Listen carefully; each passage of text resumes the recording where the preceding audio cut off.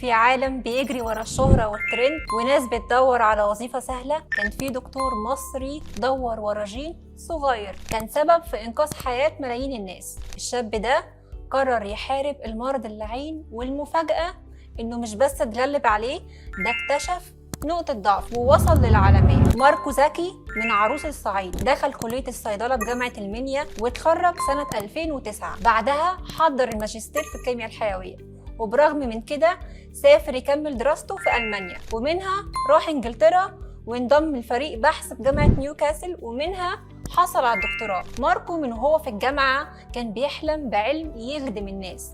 اختار موضوع بحث صعب، جين بيتسبب في سرطان الكبد. ساعات طويلة وسط الأجهزة والأنابيب وهو بيحاول يكتشف نقطة ضعف السرطان ويلاقي علاج بروتينات توقف الورم قبل ما يبدأ. وفعلا تعب سنين ما راحش هدر، واكتشف بروتين ممكن يمنع الورم من الأساس. والعالم كله شاف اللي عمله واختاروه من بين 144 عالم عشان يفوز بجائزة نيوتن كأفضل بحث علمي بيخدم البشرية، ويبقى هو أول مصري وعربي ياخد الجائزة دي. ومش بس كده، ده اتبرع بنص قيمة الجائزة عشان يبني معمل أبحاث في جامعة المنيا. ولما سألوه عن السبب قال إنه عمره ما هينسى الأرض اللي زرعته ولا المكان اللي عمله. والحكاية هنا لسه ما خلصتش. بعد نجاحه العالمي ماركو جات له عروض من جامعات كبيرة، لكن رفضها واختار يكمل أبحاثه في المنيا. ودلوقتي أبحاث ماركو بتتدرس في جامعات العالم. ماركو زكي مش بس دكتور ناجح،